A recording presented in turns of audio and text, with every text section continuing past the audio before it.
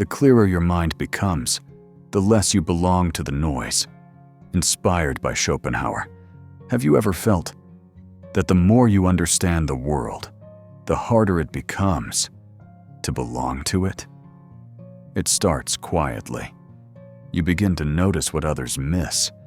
Small contradictions, unspoken assumptions, patterns that don't add up. At first, it feels like power, but slowly, it turns into something else. You try to speak, but suddenly, the air shifts. Your words don't land. They pierce the surface. And silence follows, not because you were wrong, but because you said too much. And one day, it hits you. The more you see, the lonelier you become. This isn't just your imagination. It's the hidden cost of deep thought. Because when you begin to ask real questions, you stop fitting into comfortable conversations. Philosopher Arthur Schopenhauer understood this better than most.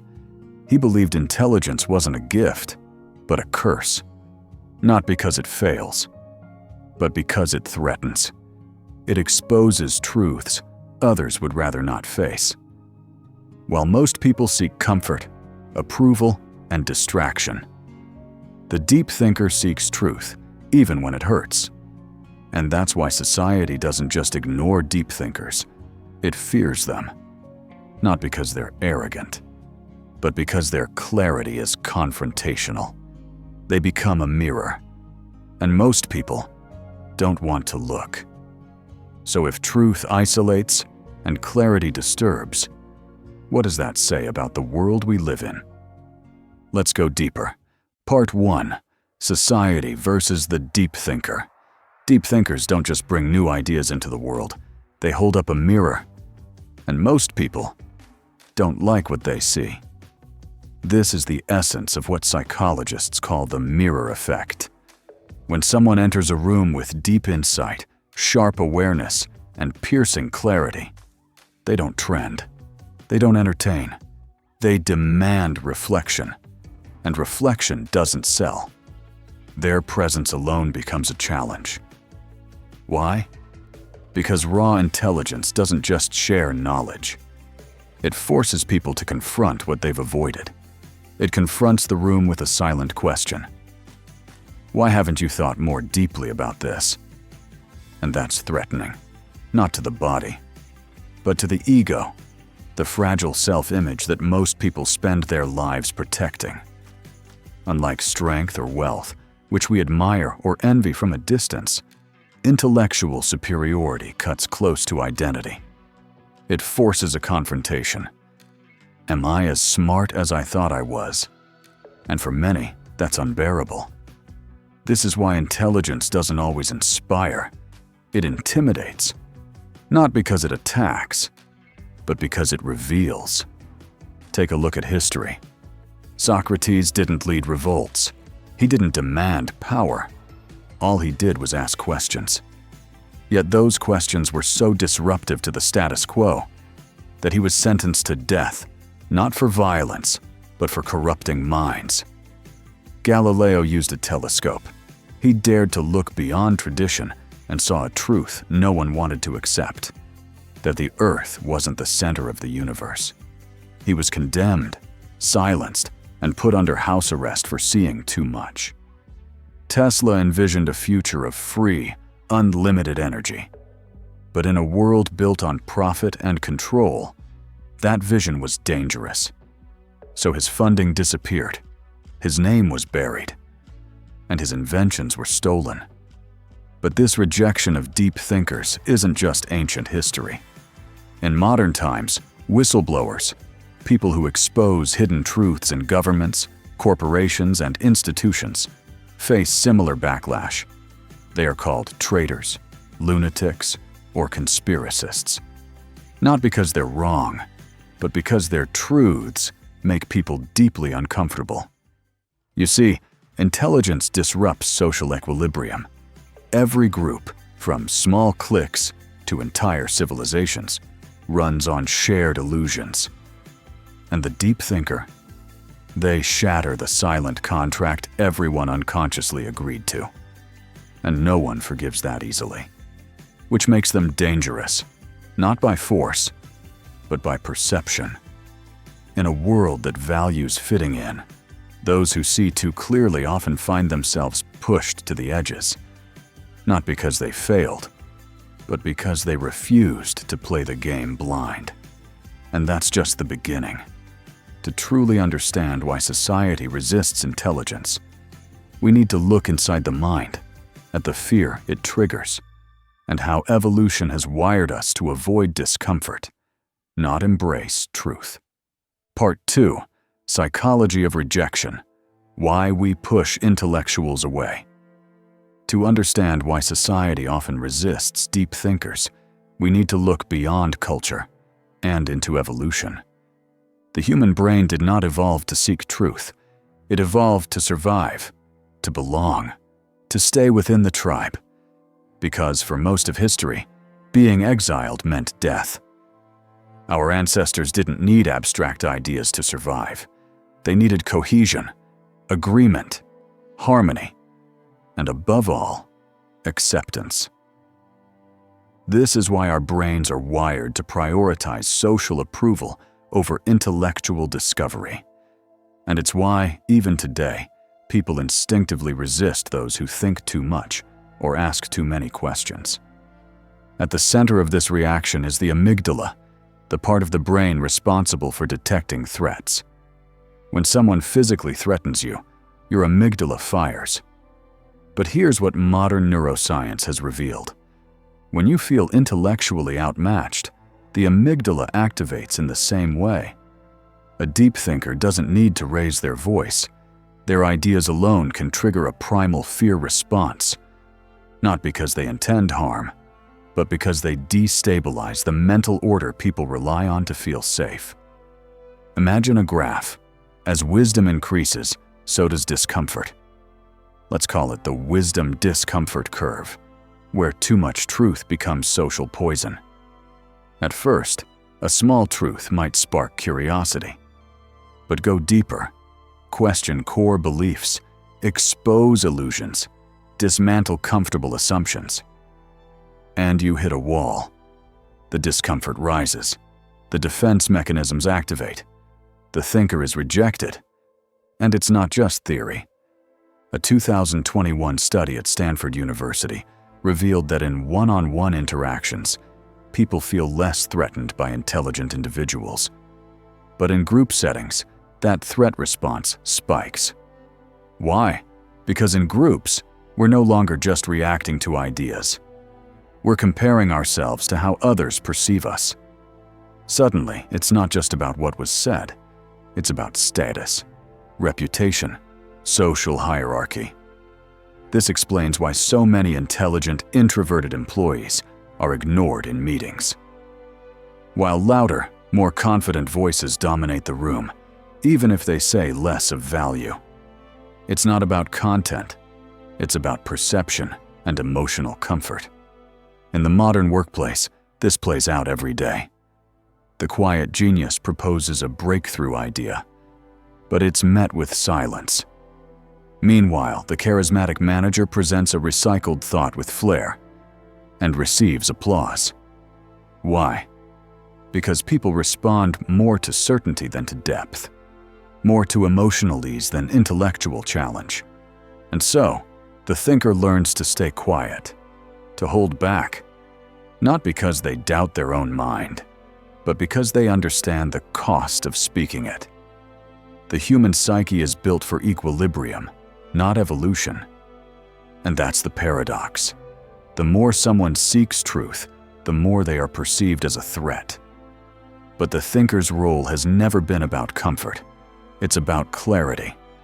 And in a world built to avoid discomfort, clarity is often seen as rebellion. The real question is, if society punishes those who reveal too much, how do deep thinkers survive in a world that resists their very nature? To answer that, we need to look at a more modern battlefield.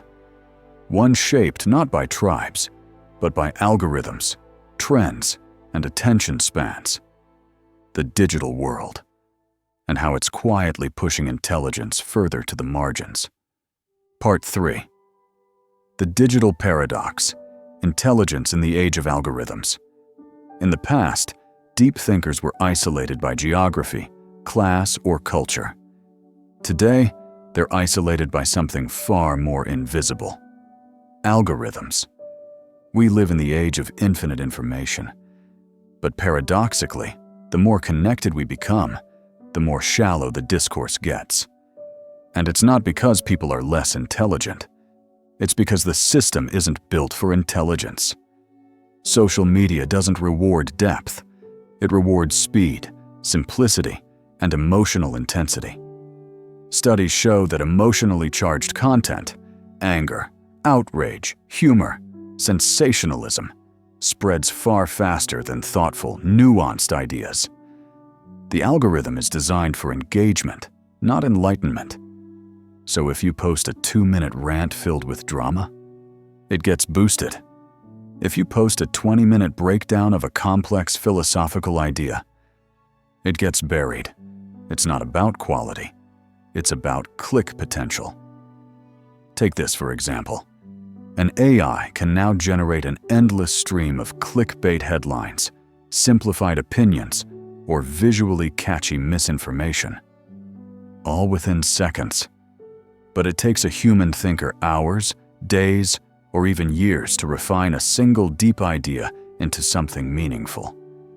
Who wins that race? The machine, every time. Long-form content, thoughtful arguments, carefully constructed logic. These things don't fit into 15-second reels or 240-character posts, and so they vanish beneath a flood of dopamine-driven distraction. This is how thoughtful discourse gets systematically deprioritized by design. It's not a conspiracy. It's just the logic of platforms designed to keep you scrolling.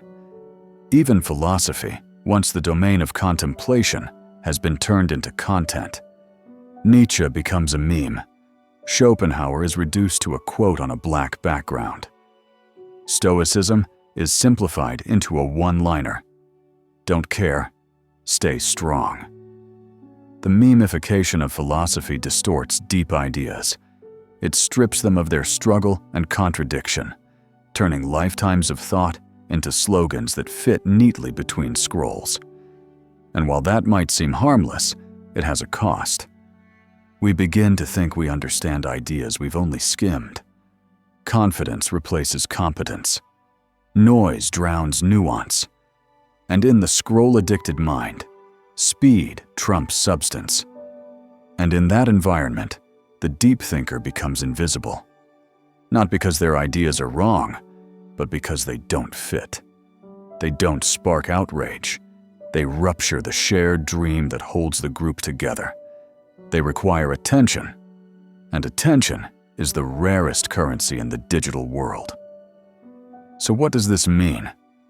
It means that intelligence today is not just ignored. It's outperformed by noise. And unless it's adapted, unless deep thinkers learn how to navigate this system wisely, their voices will continue to be drowned out by the echo chamber of instant gratification. But here's the irony. The platforms that mute deep thinkers are also the only tools many of them have to reach the world. So the question isn't just, how do we think deeply? It's how do we communicate depth in a world addicted to speed? And that's where Schopenhauer re-enters the conversation. Because he didn't just understand the pain of thinking. He understood the burden of seeing clearly in a world that looks away. Part 4. The burden of awareness. Schopenhauer's curse. To Arthur Schopenhauer, intelligence was never a ticket to glory. It was a burden, a double-edged sword. Not because it couldn't bring success, but because it revealed too much of the world most people try to ignore. At the center of his philosophy is a ruthless distinction. Most people live under the control of what he called the will to live. A blind, unconscious drive to seek pleasure, comfort, validation, and survival. It's not rational. It doesn't ask questions. It just wants to be safe, to be entertained, to avoid pain. But the deep thinker moves differently.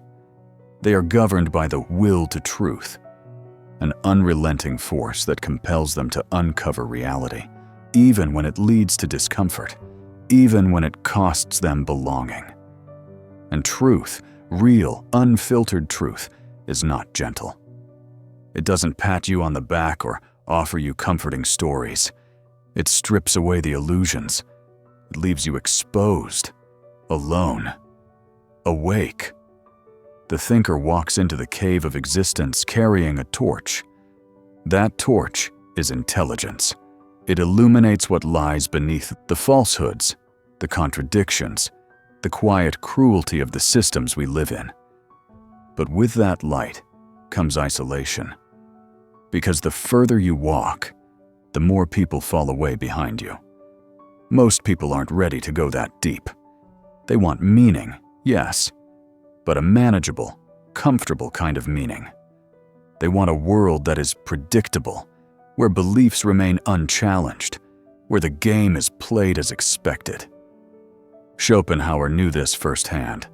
He believed that the clearer one sees human nature, the harder it becomes to engage in society's small talk, shallow games, and surface pleasures.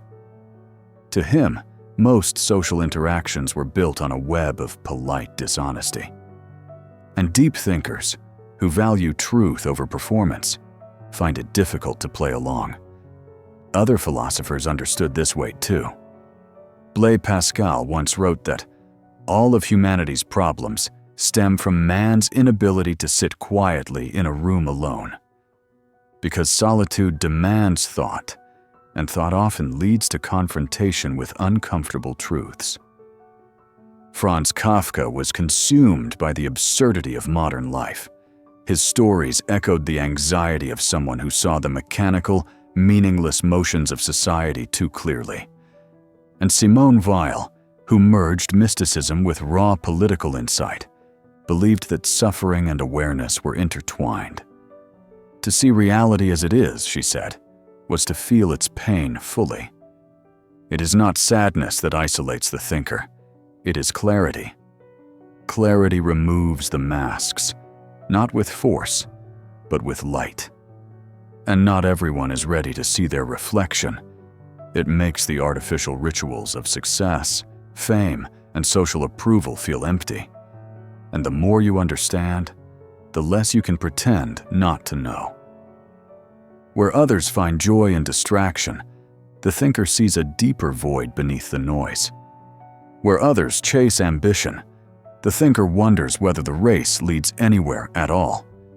This is why Schopenhauer said, "A high degree of intellect tends to make a man unsocial, not because intelligence destroys emotion, but because it pierces through the illusions most people build their lives upon." The burden of awareness is not just knowing more, it's carrying what you can never unsee. And once you've seen the world clearly, you no longer fit comfortably inside it. Part 5. Historical Proof. The Exiled Geniuses. Throughout history, deep thinkers have rarely been embraced by the societies they tried to enlighten. Not because they were wrong, but because they were right, too soon. They were voices out of time. People who saw beyond the veil while the rest of the world was still clinging to it. Socrates asked people to think for themselves, to question tradition, to examine their beliefs. For that, he was condemned to death. His real crime, encouraging critical thought in a world that worshipped obedience. Galileo looked up at the stars and told the truth, that the earth was not the center of the universe. For this, he was branded a heretic, forced to recant, and placed under house arrest. Today, he is remembered as the father of modern science. But in his time, he was silenced. Nikola Tesla dreamed of free energy, wireless power, and limitless potential. But his ideas threatened the profit machines of his era. Industrialists turned their backs on him, and he died alone, poor and forgotten. while others grew rich off stolen fragments of his brilliance. Alan Turing cracked Nazi codes, shortened the war, and laid the groundwork for modern computing. Yet society repaid him with persecution. Because he was gay, he was chemically castrated. He died by suicide at just 41. Now, he's hailed as a genius.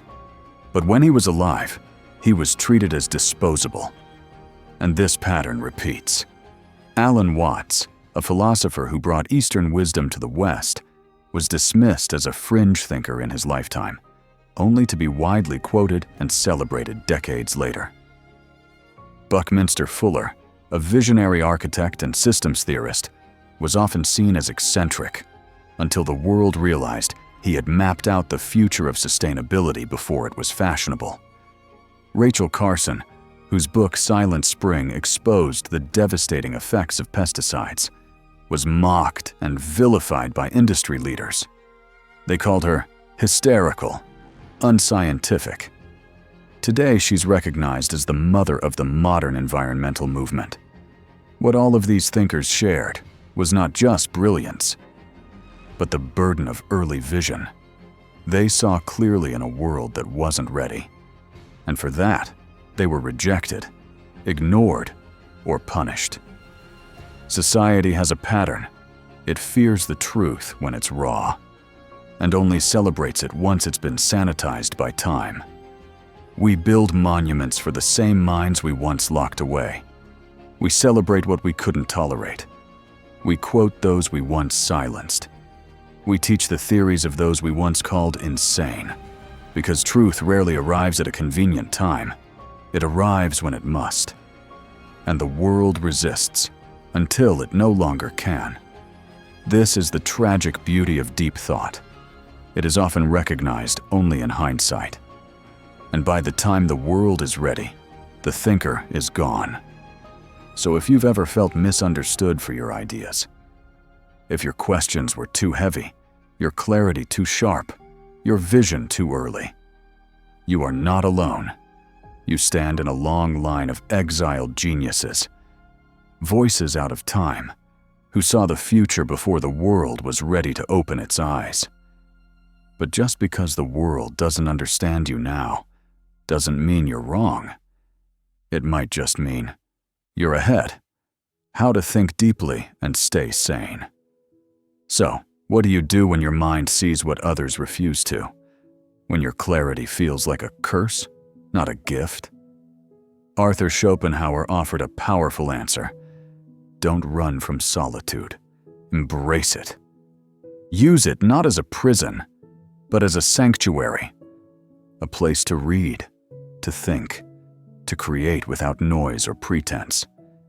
He also warned against sharing deep insights with those unwilling to receive them. Speak wisely. Choose your moments. Not every truth needs to be spoken, especially when the room isn't ready to hear it. And most importantly, find your tribe. You don't need millions of people to understand you, just a few who truly do. In today's world, that's more possible than ever. There are online communities, forums, and circles of thinkers seeking the same depth. Write what can't yet be spoken. Journal as refuge, not performance. Not everything you know has to be spoken. Some truths are meant to be written, slowly, in the quiet. You can also contribute quietly. Through writing, through small conversations with the right people. You don't have to shout to be heard by those who matter. Because if you've ever felt out of place for seeing things too clearly, it's not that something's wrong with you. It's that you were built to perceive what others still hide from, even from themselves. So let's make space for thinkers like you. Drop your thoughts in the comments. Have you felt this kind of rejection before? Let's open the kind of conversation this world tries to avoid. If you're ready to walk deeper into the cave, where few go, but much is revealed, hit subscribe. You won't walk it alone. We're just getting started.